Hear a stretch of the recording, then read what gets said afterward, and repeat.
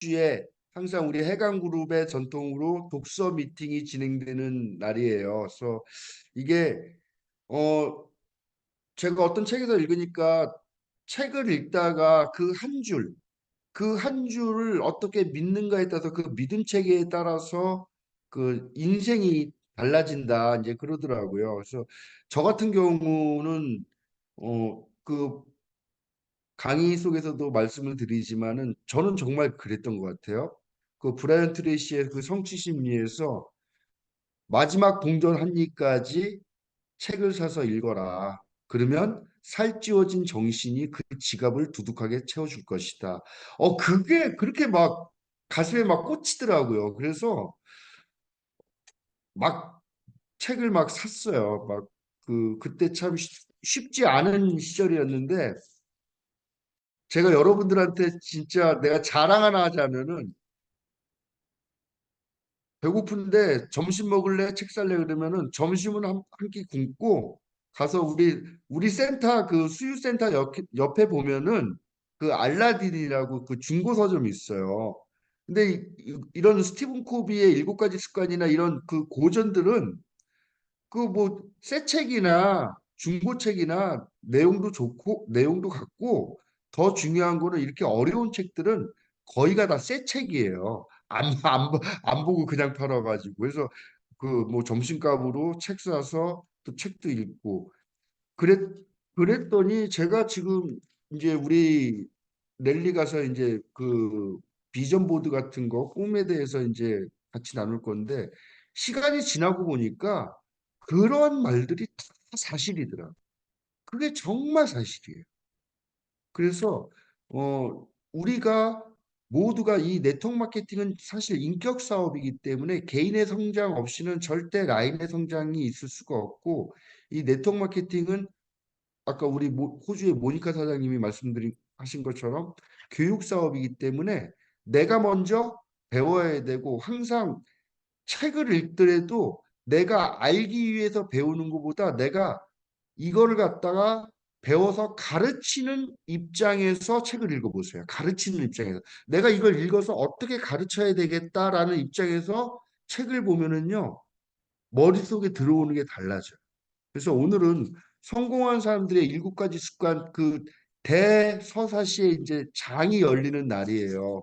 여러분들도 여러분들 다 이 책이 진도도 안 나가고 굉장히 어렵고 그런데 이 책이 진짜 그 인생을 효과적이고 능률적으로 살기 위해서 필요한 수많은 기본 원칙들이 포함되어 있는 책이라고 그러더라고요. 제가 얼마 전에 그 유튜브에서 동영상 강의를 듣는데 정신과 의사 선생님인데 그분이 이제 인터뷰 중에 이 책을 얘기하더라. 이 책을. 성공한 사람들의 일곱 가지 습관, 스티븐 코비가 쓴 성공한 사람들의 일곱 가지 습관 속에는 자연의 법칙과 삶의 지혜가 담겨 있어서 자기가 크게 많이 도움을 받았다. 이런 말씀을 하시더라고요. 그래서 우리가 올 한 해를 갖다가 이 책을 가지고 한번 나가보도록 하겠습니다. 자, 첫 번째 시간은 여러분들이 기대하고 기대하던 분이실 거예요.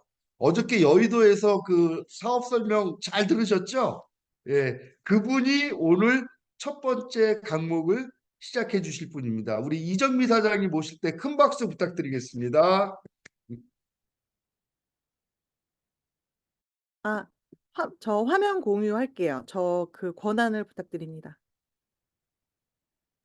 해보세요. 네.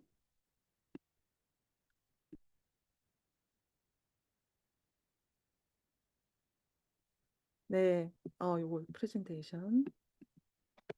아이고, 감사합니다.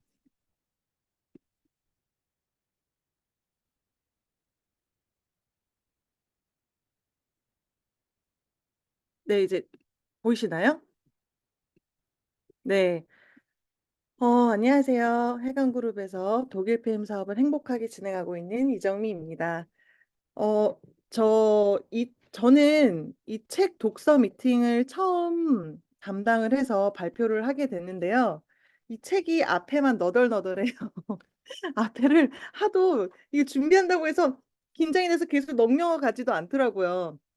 그래서 저는 김순준 그룹장님이 이 부분을 부탁을 그러니까 담당을 정해 주셨을 때 이거를 어떻게 해야 되는지 정확하게 말씀 안 해주시고 하고 싶은 대로 하라 말씀하시더라고요. 근데 저는 책을 읽기 시작한 게 네트워크를 시작하고였거든요. 부끄럽게도. 사실 직장 다니면서 책 읽는 거 독서 모임 아니면 그닥 읽는 사람 많이 없을 거라 믿어요. 생각해요. 그래서 네트워크를 하면서 책을 읽게 됐고, 그것 때문에 또 저희 부모님이 너무 네트워크 마케팅 사업을 좋아하세요. 책을 읽게 하는 사업이라고 해서. 그래서 제가 자유롭게 하라고 말씀해 주셨는데 저는 이 책을 읽으면서 사업을 진행하다 보니까 사업에 접목해서 생각할 수밖에 없더라고요, 저는. 뭐 삶에서도 물론 제가 생각을 하게 되는데 그거를 요약해서 한번 PPT를 만들어 봤습니다. 또 아직 읽으셨는데도 또 읽어도 새로우실 거라고 저는 생각이 들어요. 그래서 같이 공유해 가면서 각자 느끼시는 게 다르겠지만은 저는 이런 부분이다라고 한번 공유해 보겠습니다. 네. 그리고 저는 이 책을 읽을 때 읽을 수는 있는데 제가 알겠는데 왜 너 자신을 알라. 그래서 나는 어떤 사람인지가 제일 어려운 거예요. 책은 이렇게 하고 막 그렇지. 그런데 나는 과연 이러한 책과 맞는 방향으로 가고 있는가가 제 스스로 아는 게 굉장히 어려웠던 것 같습니다. 그래서 어, 처음 페이지 21쪽부터 34페이지인데요. 제가 이제 추출해 봤어요. 도대체 직장에서의 출세가 그만한 가치가 있는 것인가? 이 부분이 많이 와닿아서 글 속에서는 나는 현 직장에서 목표를 설정하고 결국에는 달성을 했다. 그리고 지금 종사하고 있는 전문 분야에서 큰 성공을 거두기도 했다. 그러나 그 대가로 개인적인 삶과 가정 생활을 희생해야 했다. 심지어 나 자신이 어떤 사람인지조차 알지 못하며 내 인생에서 가장 중요한 것이 무엇인지 또 확신이 서지 않는다. 이 부분을 봤을 땐 아마도 지금 네트워커 분들은 많은 분들이 이 부분을 공감하실 것 같아요. 저희 지금 저희 아버지 같은 경우도 제 어린 시절이 그닥 기억이 나지 않고 비로소 손녀를 봤을 때 이 어린 딸이 어떤 느낌이다라고 말씀해 주시더라고요. 그만큼 현대인들이 이 쳇바퀴와 같은 이 사회생활 속에서 내 스스로가 어떤 사람이고 어떤 목적을 갖고 살고 있는지 이걸 모르고 살고 있는 게 맞구나라는 생각이 들었습니다. 그래서 저도 내 인생에서 가장 중요한 것이 무엇인지 다시 한번 생각해 봤어요. 봤는데, 음, 여러 가지 가치 중에 시간, 돈, 건강, 이런 부분들이더라고요. 다들 바쁘고 싶어서 바쁜 게 아니잖아요. 그죠? 그렇게 생각이 들고요. 그 다음은 나는 이들의 애사심을 전혀 느낄 수 없다. 이 부분이요. 만약 내가 아파서 하루라도 집에서 쉬고 출근하지 않는다면 아마도 이들은 대부분 근무 시간 동안 잡담이나 수다를 떨면서 보낼 것이다.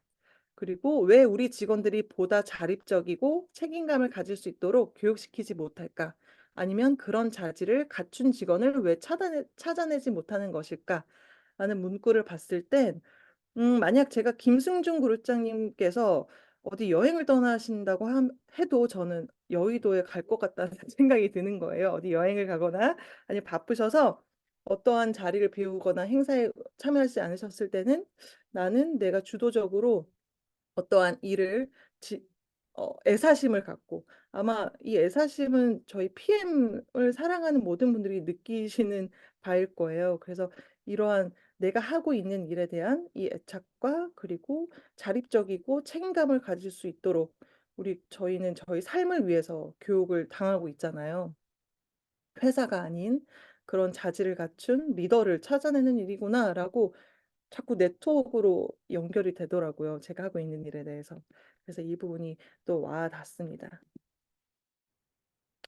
그리고 인생의 모든 분야에서 중요한 것이 있다면, 것이라면 부모 역할에서 성공이다. 이 스티븐 코비가 보면은 굉장히 가정적인 사람 분이시더라고요. 가족 이야기가 굉장히 많이 있고, 그리고 자식을 이렇게 교육시키면서 깨달은 바도 많이 녹여져 있다는 걸 많이 느꼈거든요. 그래서 따라서 우리는 그 아이에 대한 우리의 태도와 행동을 바꿈으로써 아이 스스로 변화할 수 있도록 도와주기로 했다. 이 부분, 그리고 우리는 아이가 적극적인 사고방식을 가지고 용기를 낼 수 있도록 유도했다. 자, 얘야, 너는 할 수 있다. 너는 해낼 능력이 있다. 이걸 보면서 저는 이제 솔선수범하는 음, 어, 저의 위치, 저의 어떻게 보면 누구나 다 파트너고 누구나 다 지금 스폰서 리더의 입장인데 제가 이제 아이를 파트너라고 하긴 좀 그렇지만 저의 역할에 있는 그 위치를 봤을 때는 저의 행동과 태도가 굉장히 중요한 잣대가 될 수 있겠구나라는 생각이 들었고 그리고 이제 응원하는 그런 능력을 인정해주는 이따 나오는 피고말리온 효과랑 좀 이어져 있는 것 같은데 이런 용기를 낼 수 있는 말을 언행을 많이 갖고 비즈니스를 진행하는 것. 김승준 그룹장이 권경 그룹장이 늘 말씀하시는 것 같아요. 그리고 저희 이제 리더 메시지 항상 매일 아침에 올려주시잖아요. 말을 할 때는 칭찬과 격려와 용기가 먼저인 것. 이것도 또 생각이 나더라고요. 그래서 이 피그말리온 효과. 이 책에서 설명을 해주는데도요, 제가 이 효과를 너무 이해가 어렵더라고요. 그래서 이 효과를 강조를 하는데 책에서는 제가 이 챗 GPT랑 제일 친한데 요즘 다시 한번 예시를 물어봤어요. 이게 대체 뭐야? 예시 좀 알려줘라고 썼더니 피그말리온 효과를 더 쉽게 설명해 드릴게요. 예를 들어서 누군가가 다른 사람한테 너는 정말 똑똑해라고 자주 말한다면 그 사람은 마치 자기가 똑똑하다는 기대를 받게 된대요. 그래서 그 사람은 더 높은 기대치에 부응하기 위해서 마치 자신을 더 열심히 노력하고 결과적으로 똑똑해지는 것. 그게 피그말리온 효과라고 해요. 그래서 남들이 우리에게 기대하는 대로 행동하게 되는 현상이다라고 하더라고요. 그래서 저는 이게 마치 어떤 자리가 사람을 만든다고 그 자리가 주어지고 해낼 수 있다고 얘기할 때 그게 진행될 수 있고 그대로 현실이 될 수 있다. 이게 바로 피고말리온 효과인 것 같아요. 마치 전 아직 강의할 준비가 안 됐는데 이 강의할 수 있는 자질이 안 됐는데 할 수 있을까요? 했을 때 할 수 있고 이미 잘하고 있고 될 수 있다라고 얘기했을 때 그 기대에 부응하기 위해서 조금 더 열심하게 노력하게 되는 그러한 생각을 해봤습니다.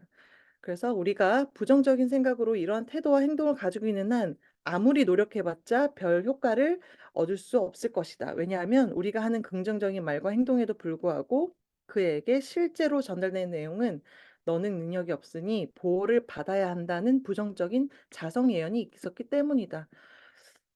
한마디로 부정적인 것을 바탕으로 생각이 두고 아무리 긍정적인 말을 한다 해도 그 부분은 절대 실제로 원하는 바가 될 수가 없다. 이 얘기인 것 같아요. 그러니까 전제적인 바탕이 초긍정적이고 할 수 있다는 그 믿음과 신념이 있지 않은 한 내가 외치고 말하는 것, 그리고 이 밖에 행동에도 전혀 그러한 믿음과 신념을 이뤄낼 수 없는 것이다라고 저는 이해를 했습니다.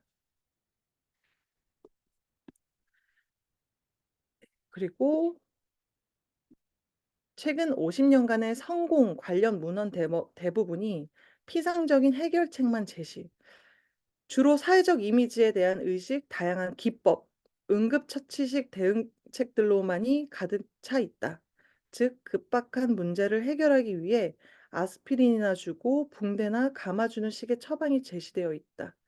그러한 처방은 사태가 일시적으로 해결되는 것처럼 보이긴 하나 반, 죄송합니다. 근본적이고 만성적인 점들을 방치함으로써 시간이 지남에 따라 상태를 더욱 악화시키는 것이었다.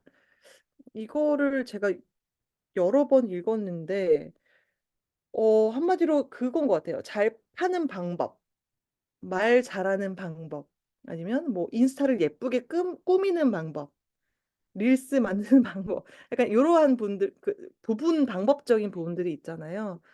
뭐 예쁘게 뭐 차려입는 방법 이런 부분들은 마치 응급처치식의 빠른 대응책 사업 비즈니스적으로도 대응책들로 사용될 수는 있으나 이 부분들이 오래 가지 않는다라고 저는 이해가 됐습니다. 그래서 넘어서 봤을 때 그래서 결국은 성품주의의 사고라고 하는데 내적 성품에 이게 전 제일 많이 읽었던 것 같아요. 내적 성품 중식의 사고, 언행일치, 겸손, 충성, 절제, 용기, 정의, 인내, 근면, 소박, 순수함, 황금률과 같은 덕목. 아, 저는 아직 멀었다라는 생각이 너무 들더라고요. 읽고 너무 알겠는데 막 숨이 조여오는 느낌이랄까요? 아무튼 그랬어요. 그래서 성품 중식의 사고는 효과적인 삶을 가능하게 해주는 기본적인 원칙들이 있으며 이 원칙을 배워서 자신의 기본적인 성품과 해갈 수 있는 사람만이 진정한 성공과 지속적인 행복을 성취할 수 있다고 본다. 이거 봤을 때는 요즘 최근에 뉴스에 많이 나오는 떴다가 결국 이러한 성품과 어떤 이슈들로 갑자기 폭망하고 나락하는 분들을 많이 보잖아요. 최근 요즘 시대는 더욱이 좀 투명하고 모두가 모든 게 기록이 되고 모든 게 촬영으로 남고 말 한마디도 문자 한마디도 다 남는 이 시대에 정말 저희가 뭐 흔히 말하는 그런 가식적인 성품으로 특히 이런 휴먼 비즈니스를 진행해 나간다면 결국은 어, 지속적인 성공과 행복은 성취할 수 없다라고 전 이해가 됐습니다. 스스로를 자꾸 내면을 갈고 닦는 일인 것 같아요. 그래서 이 책을 읽게 해주신 것 같습니다. 그래서 거의 마지막 부분인 거의 끝나가는 부분인데요. 성서의 잠언을 딱 나와 있더라고요. 무릇 지킬 만한 가치가 있는 그 어떤 것보다도 더욱 내 마음을 지키라. 인생의 문제들이 이에서 비롯됨이니라. 이는 인생의 모든 문제가 마음에서 발생하므로 자신의 마음을 잘 다스리라는 뜻이다.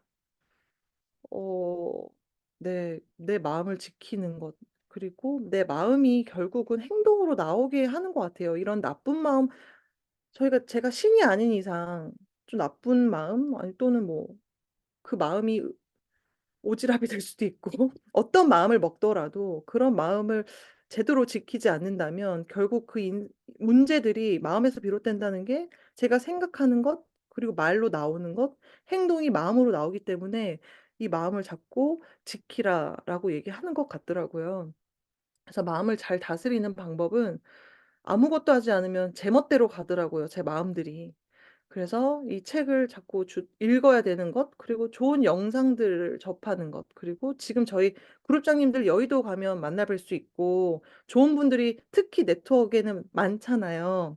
다른 필드보다는. 그래서 그러한 분들과 함께, 아까 말씀해 주신 것처럼 밥도 먹고, 줌 미팅 이렇게 참여하고, 갈고 닦으면 저의 마음은 굳건해지지 않을까라는 생각이 듭니다. 네, 저 너무 많이 해가지고 좀 빨리 넘길게요. 그쵸? 저 거의 끝난 줄 알았는데 나 왜 이렇게 많이 했을까요? 많이 느꼈어요. 어, 네. 이거는 아까 말하는 거랑 비슷한 것 같아요. 외적 성격, 성격 개발, 커뮤니케이션, 말하는 기술, 영향력을 얻기 위한 전략 이런 건 성품이랑 별개로 이 내적 성품에 대한 것에 집중을 해야 된다. 그렇지 않으면 벼락치기 공부하는 거와 같다라는 것 계속 이어지는 것 같아요. 그래서 농사란 자연의 법칙에 따른다.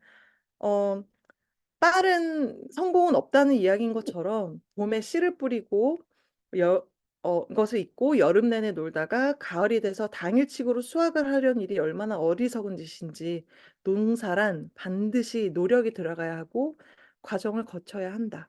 우리는 씨를 뿌린 만큼 거둘 수 있으며 지름길이란 절대로 없는 법이다. 전 이걸 보면서 느꼈어요.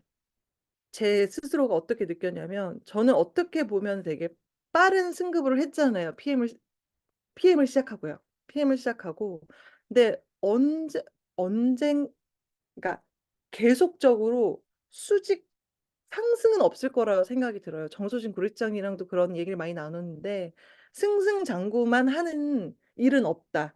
언젠가는 정체기도 있고 내려가는 길도 있고 또 올라가는 길이 있는데 그거는 제가 이제 씨를 뿌리고 얼마나 농사를 정성짓게 꾸준히 저희 농사란 것도 그런 거잖아요. 계절 바뀌고 또 계속 해야 하는 것들, 반복적인 것들.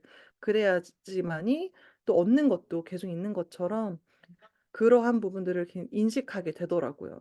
농사란 자연의 법칙, 성공도 자연의 법칙, 성품의 법칙, 이런 부분들.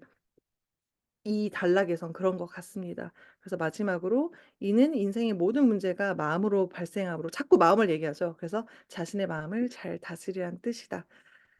여기까지 네, 제가 준비한 부분은 이렇게 와 닿고 공유해 보았습니다. 감사합니다.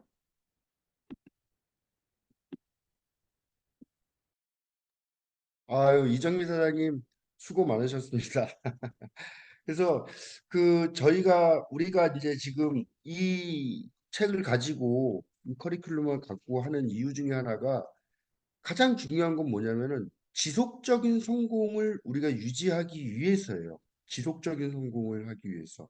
아까 이정미 사장님께서 얘기했지만 뭐 쫙 올라갔다가 한순간에 모든 것이 기록되고 모든 것들이 지금 투명하게 돼 있는 사회에서 단 한순간에 그냥 그게 나락으로 떨어지잖아요.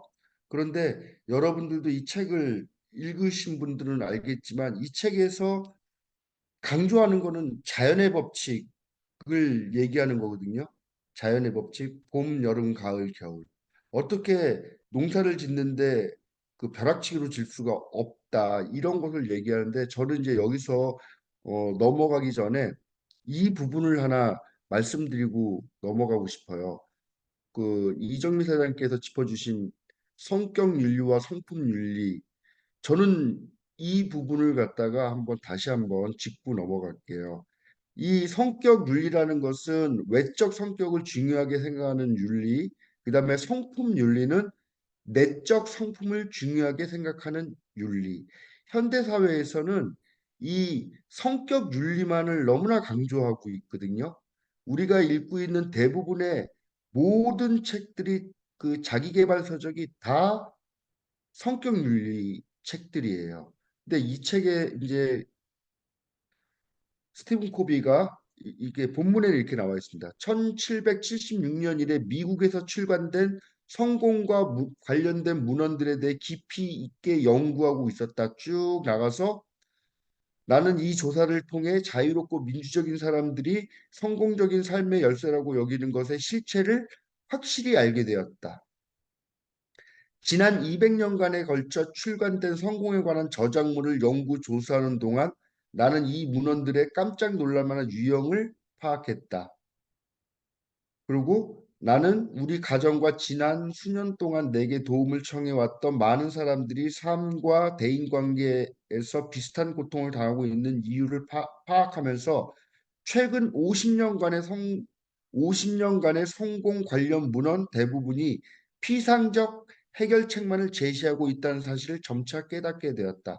그러니까 50년간의 지금으로부터 50년 전서부터 성공 관련 문헌 대부분이 피상적 해결책만을 제시했다는 거예요. 피상적 해결책이라는 거는 그냥 아팠을 때 그냥 반창고 붙여주듯이 응급처치만 한다는 거죠. 그래서 어,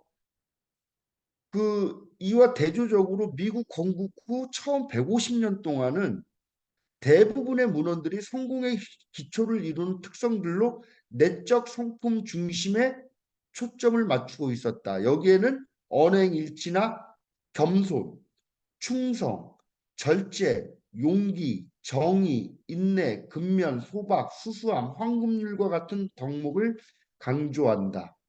그러면서 이 성품 중심의 사고는 효과적인 삶을 가능하게 해주는 기본적인 원칙들이 있으며 이 원칙을 배워서 자신의 기본적인 성품과 결합해 갈 수 있는 사람만이 진정한 성공과 지속적인 행복을 성취할 수 있다고 본다. 이게 성품 윤리의 그 시각이란 말이에요. 그래서 우리가 사업을 진행하면서 가장 중요한 것은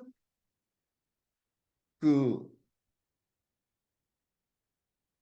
외적 성격 중심의 이러한 스킬이 중요한 것이 아니라 가장 본질적으로 우리 마음에서 우러나오는 본질적인 것들, 이런 것들이 가장 중요하다라고 말씀을 드리고 싶어요. 어, 그 다음에 이제 잘 해주셨으니까, 그 다음은 이제 두 번째 시간으로 이제 두 번째 챕터로 넘어갈게요. 두 번째 챕터는 이제 34페이지서부터 패러다임의 유력이라는 것부터 나오는데, 이 부분을 이제 우리 변화른 그룹장님이 맡으셨었는데, 변화른 그룹장님이 갑자기 아버님이 다치셔가지고 지금 병원에 가셨어요. 그래서 어 이거를 제가 할 거예요. 아, 저 진짜 제가 자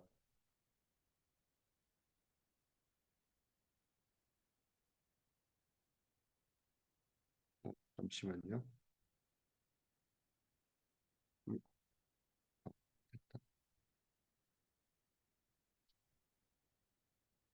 자, 우리 성공한 사람들의 일곱 가지 습관 페이지 34에서 52까지 해강 그룹 변화름 이렇게 써 있네요.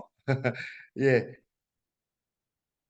요거는 이제 패러다임의 위력, 패러다임, 이 패러다임이라는 것이 우리가 세상을 보는 방식이다.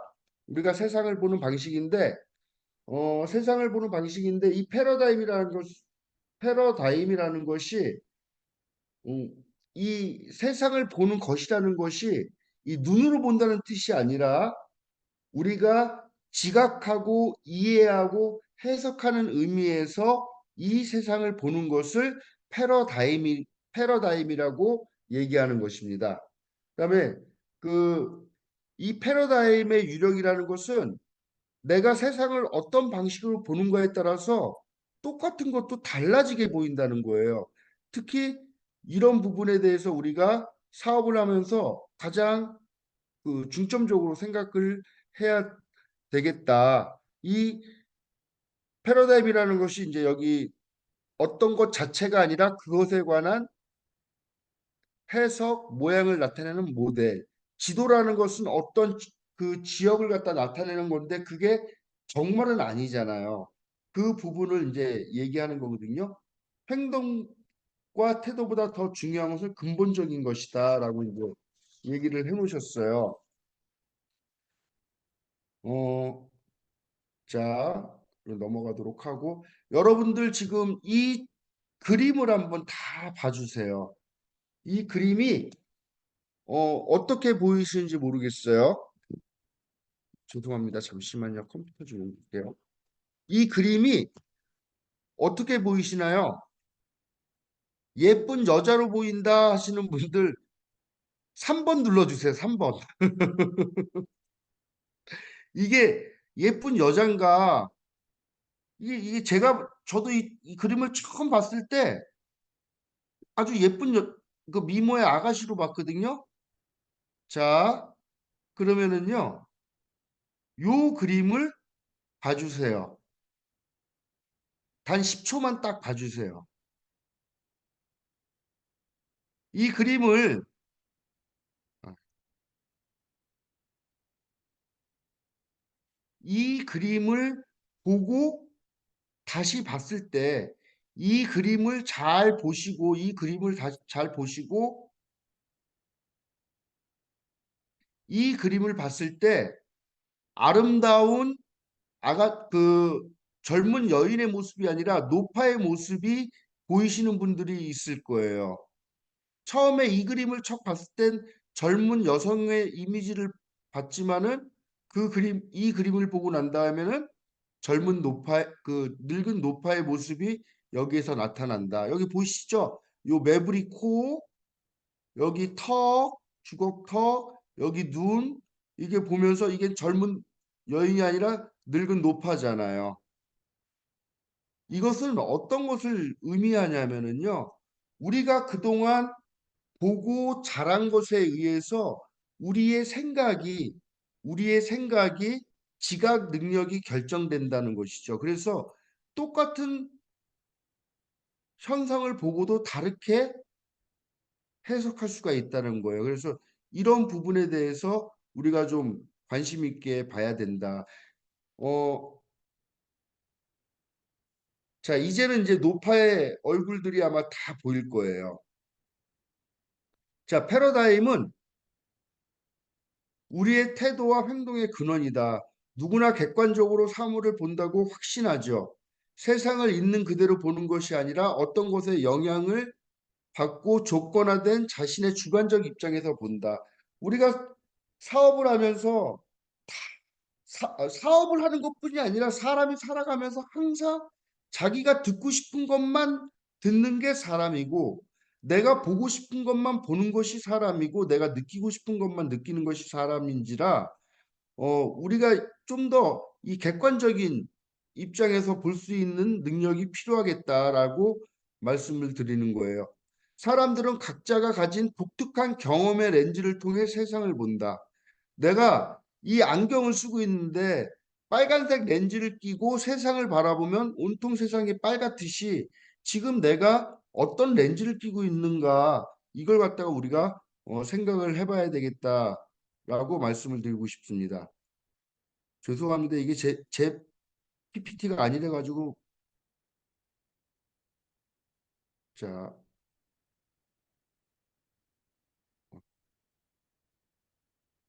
자, 그다음에 패러다임의 전환이 갖는 유력. 이 기존의 낡은 전통과 낡은 사고방식, 낡은 패러다임은 파괴함으로써 실현되었다. 과학 분야에서 현재까지 일어난 대부분의 중요한 업적은 연구자가 기존의 전통과 낡은 사고방식, 낡은 패러다임을 파괴함으로써 실현되었다라고 하는데, 이것도 진짜 우리 사업에 빗대어서 생각할 수 있는 부분이에요. 그러니까 그러니까 이 네트워크 마케팅이라는 게 유통의 꽃이라고 그러잖아요. 모든 불필요한 것들을 없애고 생산자와 소비자를 다이렉트로 연결시켜서, 이런 것들이 이제 그 기존의 전통 낡은 방식을 깨서 하는 것이 아닐까라고 말씀을 드리고요. 그래서 이 패러다임이 갖는 유력이라는 것은 정말 대단하죠. 그래서 그 패러다임은 옳든 그르든 우리의 태도와 행동의 원천이 되고 궁극적으로는 대인관계의 근본이 된다. 이게 대인관계의 근본이 되는 거예요. 어, 원칙 중심의 패러다임. 요거를 잠시만요.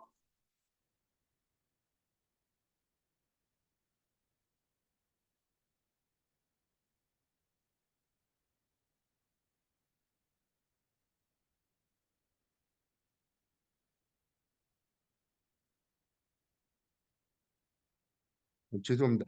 여기 이, 이 부분이 이제 이게 뭐냐면요. 훈련 함대 선장과 그 전투함. 이게 무슨 말이냐면은, 어, 미 해군 잡지에 실린 기고된 글이었는데, 폭풍우가 몰아치고 있는 와중에 큰 해군 훈련이 있었어요. 해군 훈련이 있었는데, 그 조타병이 선장한테, 선장한테, 선장, 그 함장한테 그 20도 쪽에 불빛이 보인다. 이거 어떻게 하면 좋겠습니다. 그랬더니 빨리 무전을 쳐서 그 배버로 방향을 바꿔라고 이제 지시를 합니다. 그런데 그쪽에서는 방향을 바꿀 수가 없다. 이렇게 얘기를 합니다. 근데 이 함장이 뭐라고 하냐면, 나는 이 함대의 함장이다. 그랬더니 저쪽 불빛에서 저는 그냥 어, 이 저는 이등병입니다. 그런데 그러면 함장이, 야, 나는 함장이고 너는 이등병이니까 내 명령을 들어. 빨리 비켜. 그랬더니 우리는 비킬 수가 없습니다. 저희는 등대입니다. 라고 얘기하는 거예요. 이해 가세요? 제가 지금 표현이 굉장히 서툰데, 자, 아무리 큰 항공모함일지라도 등대를 갖다가 비켜나가야 되잖아요. 그런데 등대가 움직일 수는 없는 거잖아요. 원칙이 움직일 수는 없는 것이다. 그걸 표현하는 거예요. 그래서 내가 지금 항상 우리가 관점적으로 우리가 항상 원칙 중심으로 생각을 해야 된다. 근데 그 원칙이라는 것은 다수결로 정할 수가 없는 것이고 그 절대 변하지 않는 그런 것이 원칙이다라고 말씀을 드리고요. 어, 등대의 법칙, 자연의 법칙 이렇게 이제 얘기했는데 원칙의 예시가 여기 나오게 써놨네요. 공정성, 언행일치, 정직, 자질, 인간의 존엄성, 봉사, 우수성, 잠재성, 성장. 원칙은 실행 방법이 아닌 기본적인 진리이다. 그래서 저는 우리 리더 사장님들하고 늘 하는 얘기가 뭐냐면은요. 우리 사업을 하는 데 있어서 얄팍한 테크닉이 아니라 정말 마음을 다해서 하면은 다 되는 것이 아닐까라고 생각을 합니다. 이렇게 말씀을 드리거든요. 그래서 우리 해강그룹 사장님들 지금 참석해 주신 사장님들 그런데 더 중요한 게 뭐냐면은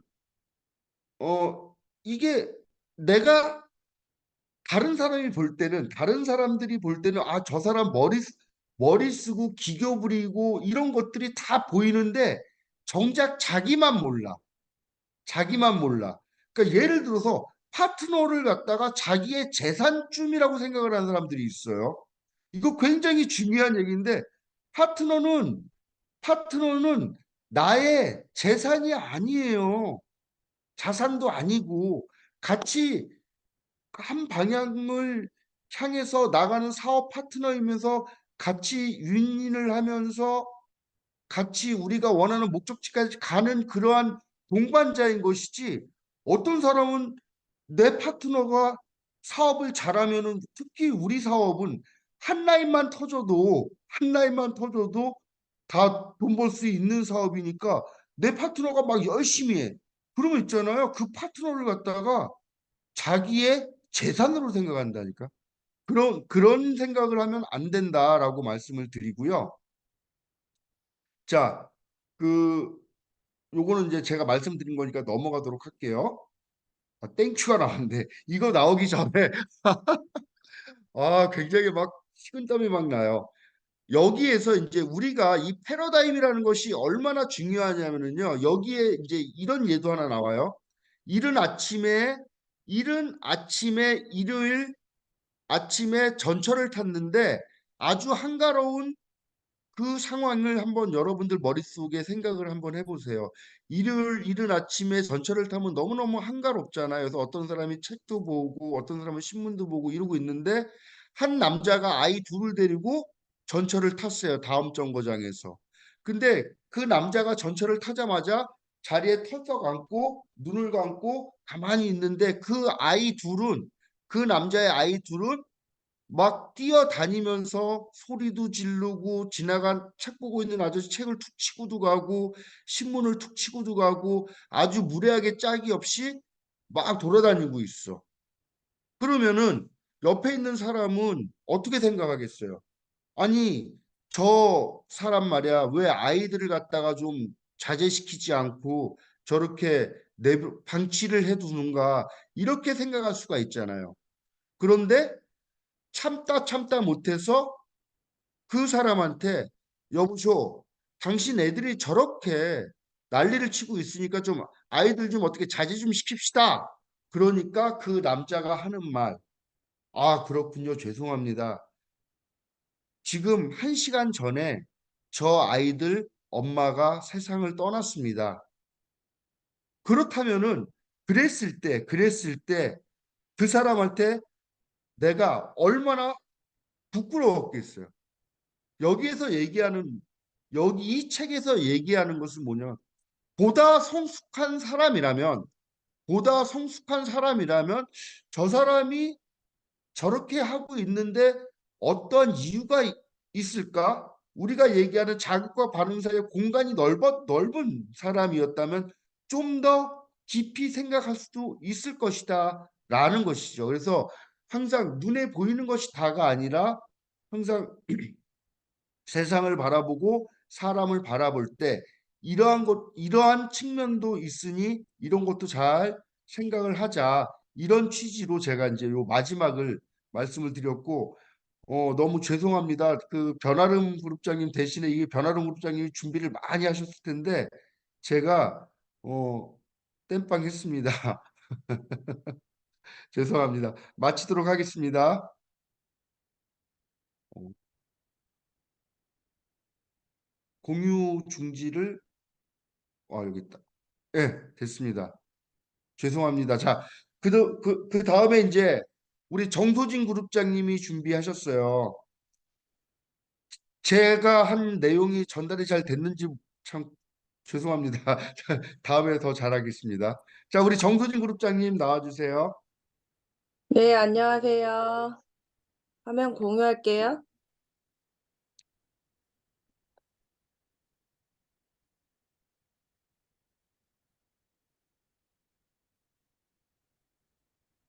강의할 때는 안 떨리지만 제가 못하는 거 하려고 하면 항상 이렇게 떨립니다.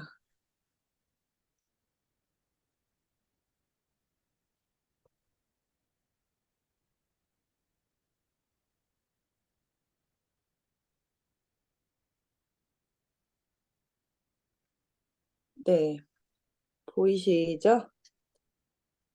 네, 오늘 제가 맡은 부분은 53페이지에서 68페이지까지인데요.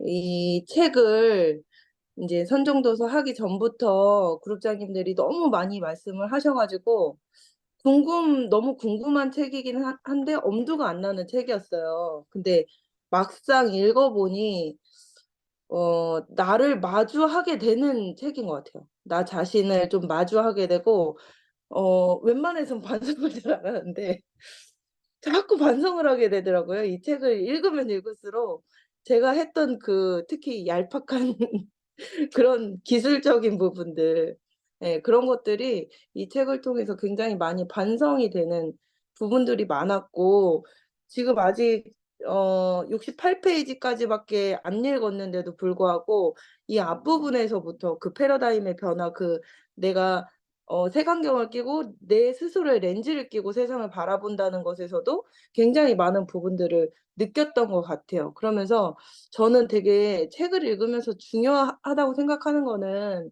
아시겠지만 제가 책을 막 다독하거나 즐겨 읽는 사람은 아니잖아요. 근데 책을 읽으면서 중요한 거는 책을 읽었다는 그 우월감에 절대 빠져서는 안 되고, 그 책을 읽은 것만으로도 내가 그 책의 일부분이 된 것처럼 생각하면 절대 안 된다라는 그 생각을 많이 해서, 오히려 책을 너무 많이 읽고 그 지식적인 걸로 자랑을 하는 사람들을 되게 경계했었거든요. 근데 이 책을 읽으면서 아무튼 저는 적용된 부분들이 굉장히 많아요.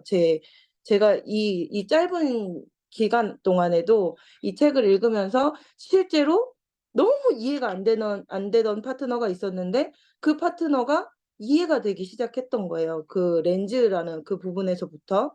그래서 이런 식으로 우리가 책을 읽으면서, 이 두꺼운 책을 읽으면서도 정말 단 한 가지의 변화라도 있다면, 내 스스로가 단 한 가지의 변화라도 있다면 그 책을 진짜 잘 읽은 것이라고 저는 생각합니다. 어, 일단 첫 번째 제가 이제 공유 드리고 싶었던 거는 뭐였냐면, 외적 성격 위주의 사고는 우리 삶의 질과 인간관계 등을 노력과 성장을 거치지 않고 높일 수 있는 빠르고 쉬운 방법이 있다고 주장을 한다. 근데 오늘날 그러한 그 외적 성격 위주의 사고로 발달이 되면서 오늘날 우리는 스스로 알지도 못하고 외부로부터 그에게 요구되는 그 이미지 있잖아요. 그 주변에서 나에게 요구하는 그 이미지만 인식하고 있을 따름이다. 의사소통을 가능케 하는 대화는 할 줄도 모르고 의미 없는 잡담으로 소일하며 진정한 웃음 대신 거짓 미소만을 내보인다.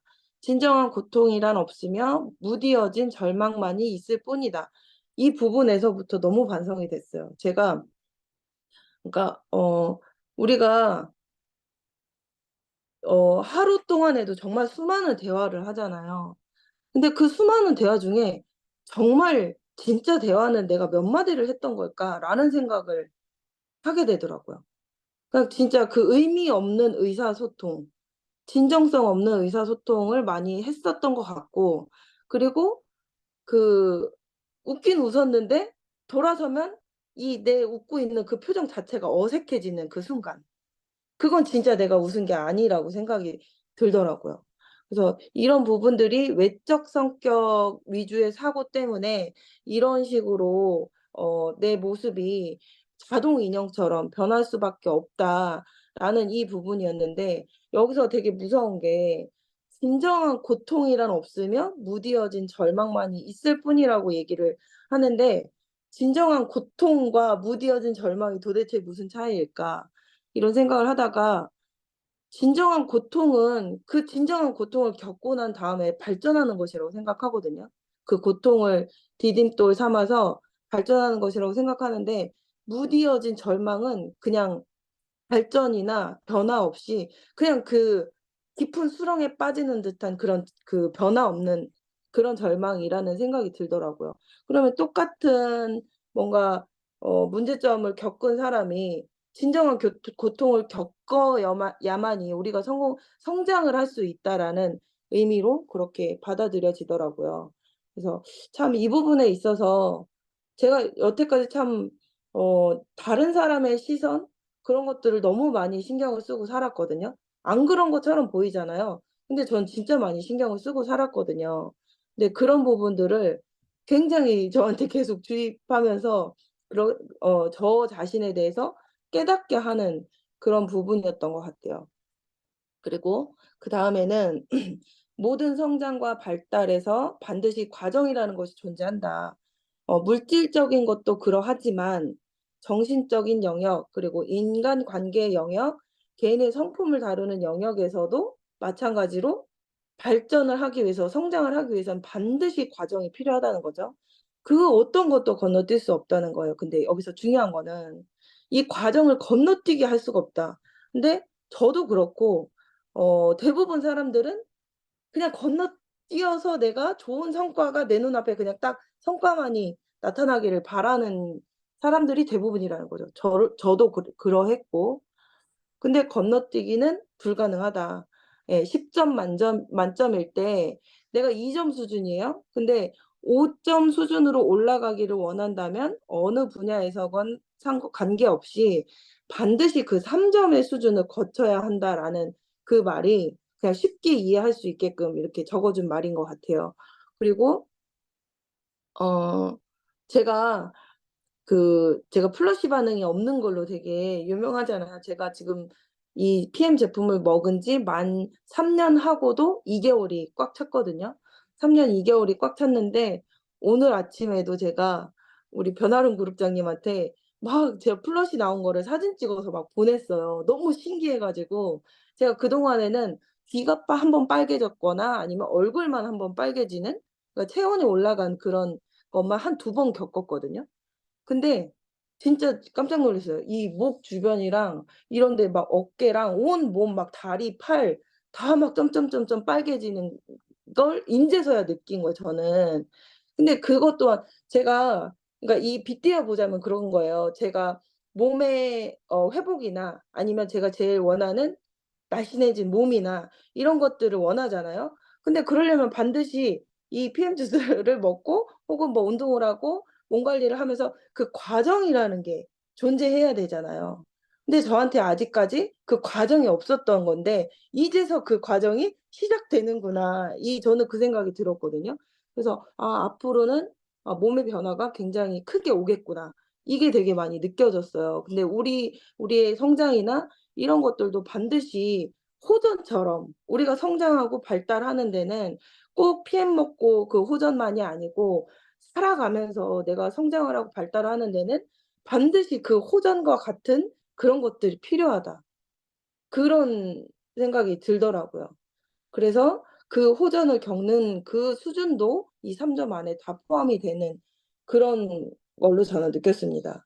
그리고 여기에 인제 그런 얘기가 나와요. 이 저자가 어 생일인 딸이 인제 그 친구들한테 선물을 받았는데, 그 선물을 혼자만 움켜쥐고 다른 아이들하고 공유하지 않고 자기만 갖고 놀겠다고 움켜쥐고 있을 때, 근데 다른 아이들은 같이 그걸 갖고 놀자고 막 지금 그런 막 난리가 난 상황일 때 부모인 당신은 어떻게 할 것인가? 어떻게 하시겠어요? 이 책을 읽으신 분은 답을 아시겠지만 만약에 안 읽으신 분이라면, 그리고 내가 그동안에 자식을 키웠을 때 자식이 내 뜻대로 움직여주지 않았을 때 내가 어떻게 했었는지를 생각을 한번 해 보세요. 근데 이 다음 과정이 정말, 정말 여태까지 우리가 자녀에게 했던 그 과정이에요. 첫 번째는 물어보는 거예요. "친구들이랑 함께 갖고 놀면 어때?" 이렇게 처음엔 좋게 얘기를 하겠죠. 근데 두 번째 "그래 싫어." 그러면은 두 번째는 인제 설득을 한다는 거예요. "같이 놀아야 너도 나중에 친구과 같이 갖고 놀 수 있어." 이렇게 설득을 한다는 거죠. 그러고 나서도 "싫어." 이러면은 세 번째는 이제 뇌물을 사용한다는 거예요. "말 잘 들으면 맛있는 껌 사 줄게." 이렇게 한다는 거죠. 그리고 네 번째 또 안 들으면은 그때는 인제 위협과 공포가 쓰인다는 거예요. "너 진짜 아빠 말 안 들으면 진짜 혼난다." 이렇게 된다는 거죠. 그리고 그럼에도 꼼짝 안 하면은 마지막에는 완력을 사용한다는 거예요, 부모들이. 그냥 "너 이러면 안 돼." 이러고 뺏어 가지고 친구들한테 "이거 가지고 놀아."라고 하면서 준다는 거죠. 근데 이 저자가 이렇게 한 이유는 본인이 동기부여 강사잖아요. 근데 이 친구들의 부모들도 그 자리에 함께 있었으니 본인의 체면이 중요했던 거예요. 그래서 굉장히 어 어떻게 이거를 해결해 나가는지를 그 자신의 체면만 대입해서 생각을 했던 거죠. 근데 인제 여기서 인제 제가 딱 여기까지만 읽고 '그러면은 저 상황에서 어떻게 해야 되는 걸까?' 생각을 해 봤어요. 어떻게 하실래요, 여러분?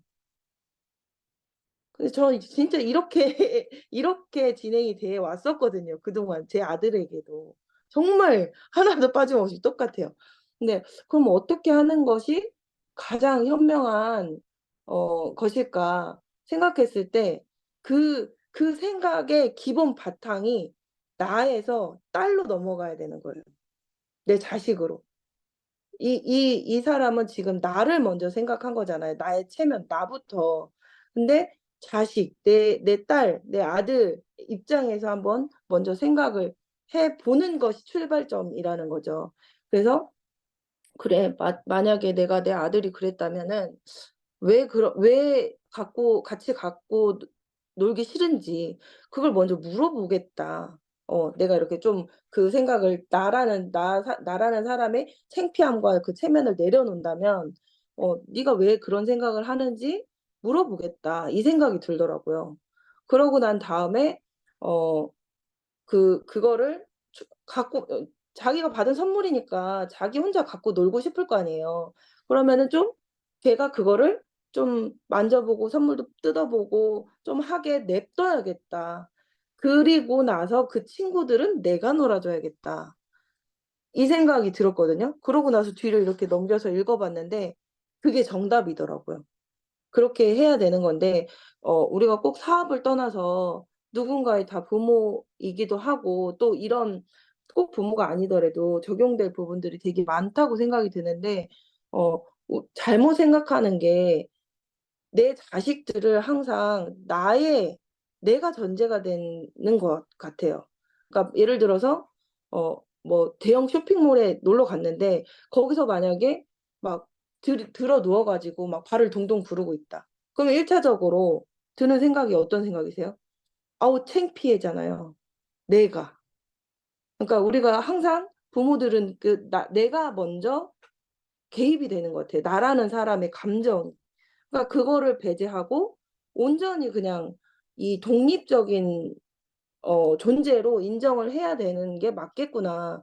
자식이든 파트너든 정말 그렇게 생각을 해야 되는 게 맞겠다라는 생각을 이 부분에서 되게 많이 느꼈어요. 음. 그리고 사람들은 좋은 결과들을 보면 어떻게를 묻는다는 거죠. 뭐 사회적인 결과나 뭐 인간관계 결과 이런 결과들을 봤을 때 "어떻게 그렇게 할 수 있어?"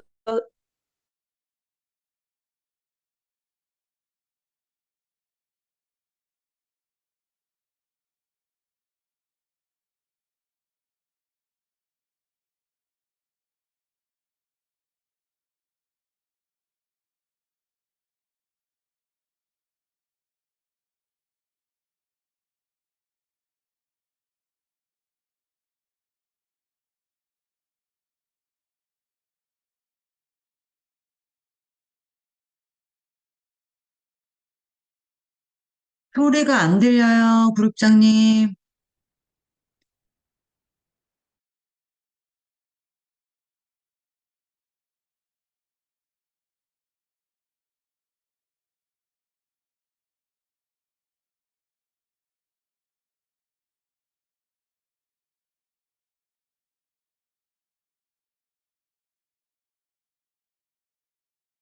들리시나요? 네. 제가 이게 인터넷이 좀 안 돼가지고 핸드폰으로 들어갔는데 갑자기 나가기가 됐네요. 네. 아무튼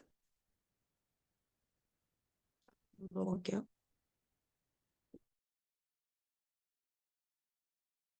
음. 병의 원인이 되는 만성적인 문제가 여전히 남아있는 한 심각한 새로운 증상이 나기 마련이다. 이것도 또 그냥 호전이랑 비교를 하면은 너무 간단하잖아요. 호전이나 우리가 저는 예를 들어서 이런 그 피부에 알러지 같은 게 굉장히 심했었거든요. 근데 항상 그 알러지가 왜 생기는지 중요한 건 나의 식습관이 가장 문제였을 거 아니에요. 근데 그거를 해결할 생각은 안 하고 항상 스테로이드제 연고를 엄청 발랐단 말이에요. 어렸을 때부터, 중학교 때부터 그랬단 말이에요. 그랬더니 진짜 이 림프 쪽에 제가 스테로이드제를 너무 많이 발라서 그런지 림프가 엄청 많이 막혔던 거예요.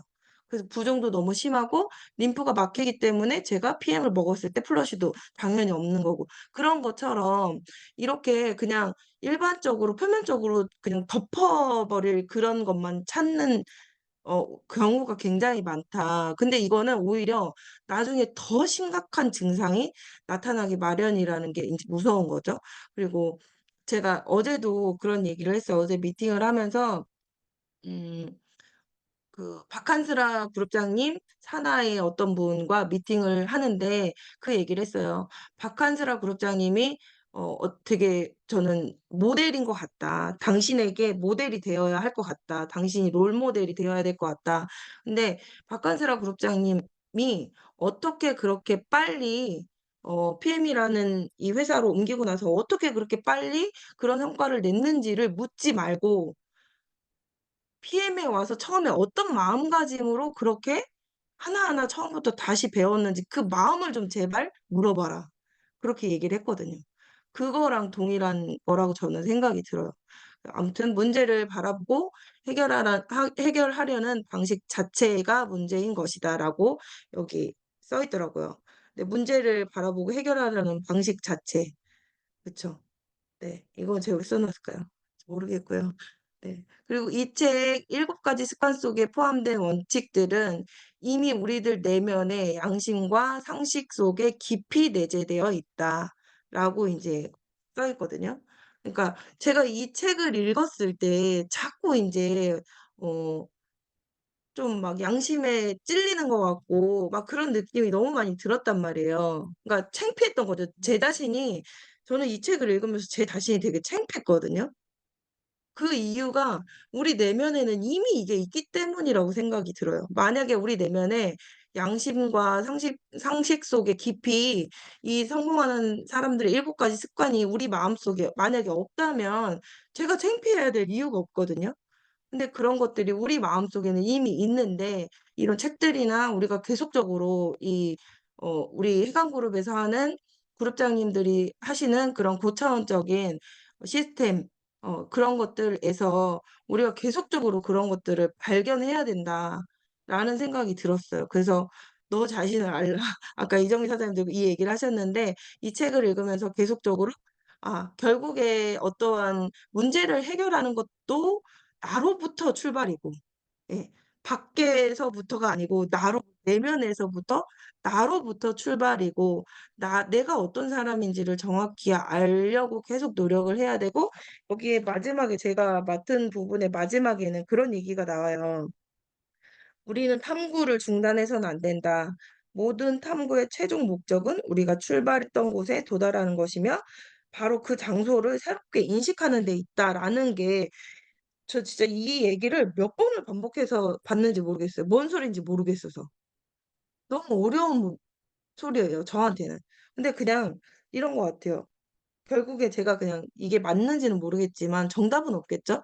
네, 제가 해석한 거는 나는 누구지? 만약에 제가 그런 의문이나 그런 탐구, 나는 누구지에 대한 게 이제 궁금증이 시작이 됐으면 그것들을 계속 생각해내고 계속 탐구하고 그러면은 결국에는 그 종착지가 다시 나잖아요. 나는 누구지에서.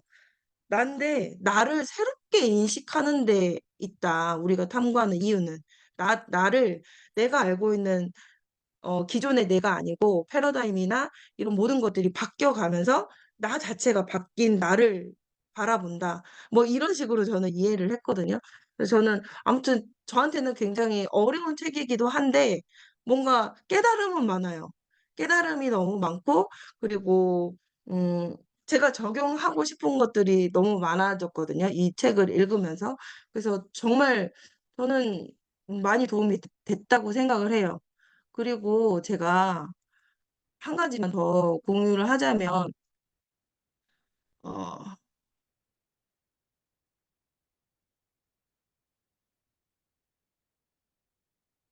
잠시만요. 요거는 하나 어떤 영상이거든요. 이것도 패러다임에 대한 영상으로 저희가 보기에 굉장히 좋은 영상이더라고요. 요 끝나고 나서 제가 그룹방에 올려드릴게요. 이렇게 아무튼 영상인데 굉장히 신기해요. 한번 보세요. 그것 또한 우리가 한 가지 패러다임에 갇혀 있구나. 그리고 어떠한 음악이나 배경이나 이런 그 영상 안에 나오는 음악 있잖아요. 음악이 굉장히 음산하고 무섭거든요. 그렇기 때문에 그 영상을 그렇게밖에 바라볼 수가 없더라고요, 처음에는. 근데 나중에 알고 보면은 너무 웃긴 영상이거든요, 그게. 그래서, 우리가 세상을 살아가면서 이런 외부적인 요인 있잖아요. 그런 무섭게 깔아준 음악이나 배경이나 이런 것들, 그런 거에 또 속지 말아야겠다. 본질을 봐야 되겠다. 이런 생각들을 했습니다. 이따가 공유를 해드릴게요. 감사합니다.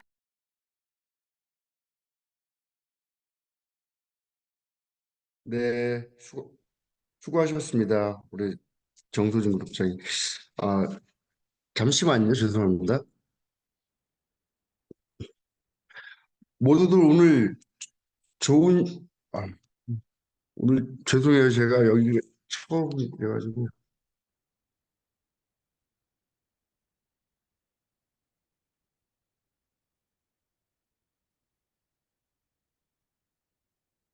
어, 모두들 그, 오늘 마지막에 이제 정소진 그룹장님께서 해주신 부분에 대해서 이제 양심이란 부분이 나왔는데 그 양심 건너편에는 에고가 있잖아요. 나, 나가 있는데 우리가 항상 삶을 살아가면서 사업을 하면서 양심을 선택하는 능력을 키워나가는 것들. 그러니까 선택을 계속 그러니까 우리 모두가 다 알고 있어요. 이게 양심적인 것인가? 이거는 에고를 택하는 것인가? 다 알아요. 그래서 양심을 택하기가 되게 어려워요, 사실. 그런데 그 양심을 선택하면은 우리의 품성이 훨씬 더 커지고 강해지는 것이다라고 말씀을 드리면서요. 어, 마지막에 저도 이제 동영상 하나 공유하고 마무리하도록 하겠습니다.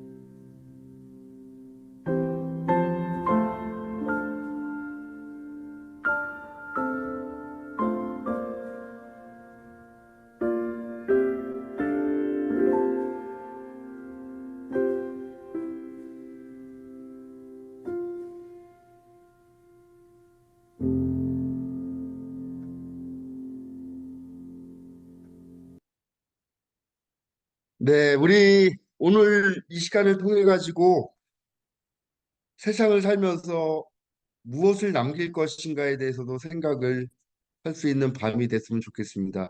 우리 랠리가 얼마 남지 않았습니다. 우리 사장님들 랠리에 적극적으로 참여해 주시고 제가 여의도에서 추상적 시스템에서 그랬죠. 프로모션 올 때까지 할 때까지 될 때까지 우리 최선을 다해서 랠리 참석해서 우리 좀 더 성장하는 해강그룹 그룹원이 되기를 바라면서 오늘 처음 여기 인터넷이 안 들어와 가지고 제가 그 막 헤맸어요. 죄송하고 오늘 좀 미흡했는데 다음 달에는 좀 더 성숙한 모습으로 여러분들을 찾아뵙도록 하겠습니다. 오늘 모두 다 수고하셨습니다.